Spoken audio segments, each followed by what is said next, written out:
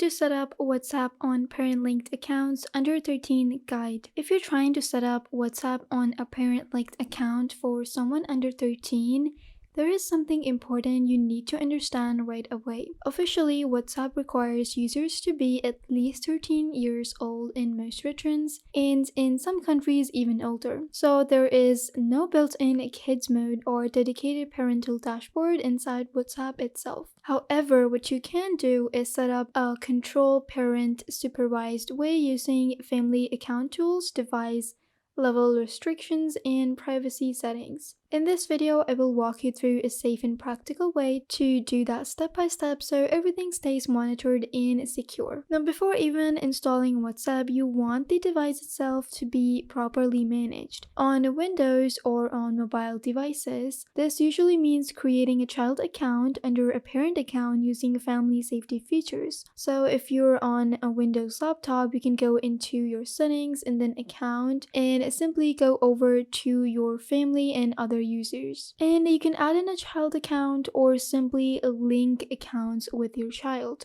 This allows you to control screen time, app usage, and permissions. On phones, similar features exist like Google Family Link or Apple Screen Time. The key idea here is simple.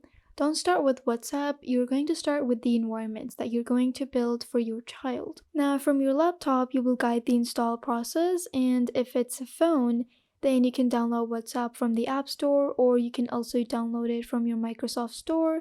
Simply go over to your search bar, type in WhatsApp. Once you see it, simply click on it and install. If you're setting it up using your laptop, you will likely be using WhatsApp Web or just the desktop app from the Microsoft App Store, like you're seeing on the screen, and this is the initial setup, but it still needs a phone number. You can open WhatsApp and begin the registration process. You can enter the phone number that will be used for the account, and this should ideally be a number that the parent has access to or the controls. Now, once the verification code is sent, make sure the parent is present during this step. You can enter the code and complete the setup together. This is important because it ensures that the parent always has access to the account if needed.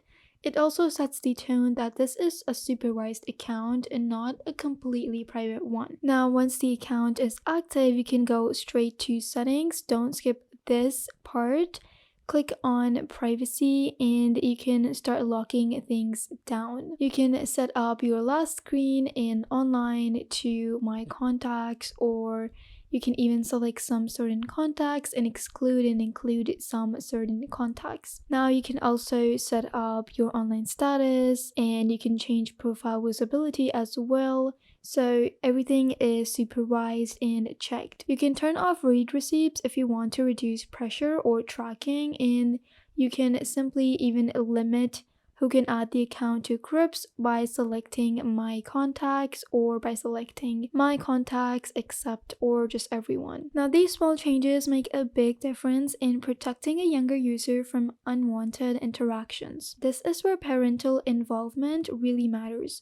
Only allow known and trusted contacts to be added in your child's WhatsApp. You can manually save contacts and avoid letting unknown members just message freely or get in your child's inbox. You can encourage a rule within your child that if a message comes from someone unknown, then don't reply, show it to a parent instead. And WhatsApp also has a block and report feature, which you should explain and demonstrate to your child that anytime an unknown or a random number texts you and it's in your inbox, you can simply even report and block. Since WhatsApp itself doesn't offer a full parental control, you rely on device level tools. If you're using something like Google Family Link or Screen Time, you can limit how long WhatsApp can be used daily.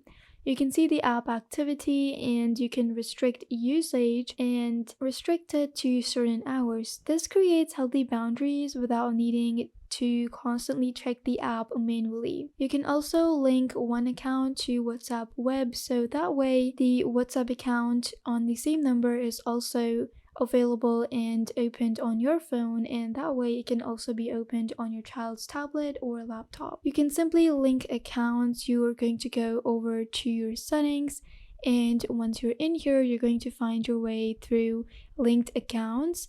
And once you go there, you're simply going to link it with a QR code. Or to make this easier, you can also go over to WhatsApp web and simply click on login.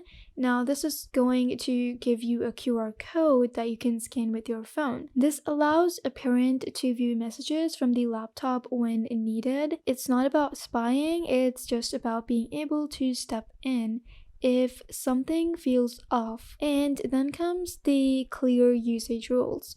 Technology alone isn't enough.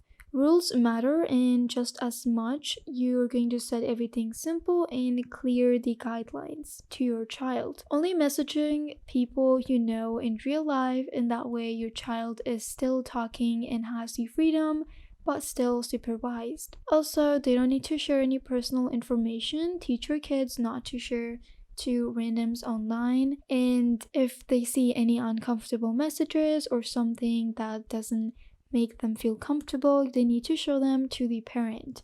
And no late night usage. Framing this as a guidance rather than restriction helps build trust and responsibility within the children. Now, younger users may not fully understand risks like scams, strangers, or oversharing. So take a moment to explain why these steps really matter. And keep it simple, not everyone online is who they say they are. And it's always okay to ask for help. This conversation is just as important as the setup itself. And at the end of the day, there's no official under 13 WhatsApp mode. What you are doing instead is creating a safe, supervised setup using the tools available to you. And by combining privacy settings, parental controls, and open communication, you can make WhatsApp a much safer space for younger users. It's less about strict control and more about guided usage. Before wrapping up the setup, there is one more important layer you should do, that is adding two-step verification inside WhatsApp. You can simply go over to your settings and you can scroll down to verification or account securities, and then you're going to go over to security notifications and enable the two-step verification. You can only do this from the original account and you cannot do this from a linked account, so it's best you do it from your phone or the main account that you are supervising. You can also add in a 6-digit PIN and turn it on. Just make sure this PIN is something the parent knows and keeps safe. You can also add a recovery email so everything is tagged and sure. So the email makes sure that the PIN can be restored even if forgotten. You can also add in an app lock. Simply go over to your privacy and then scroll over to your app settings. You're going to see app lock right here. And that way, your child is only using the app once it's unlocked. This step adds an extra layer of protection, which is especially important for younger users. Even if someone else gets access to the phone number, they won't be able to take over the account, even without this PIN. It's a simple feature, but it significantly increases security and keeps the account properly protected. And that's it. Your complete guide to setting up WhatsApp on a ParentLinked account in a safe and controlled way. If you found this helpful, make sure to like this video and subscribe for more simple, practical tech guides just like this. If you have any questions or want me to cover more parental control steps or app guides, drop a comment below and share your experience with the linked WhatsApp accounts. Thank you for watching, and I'll see you in the next video.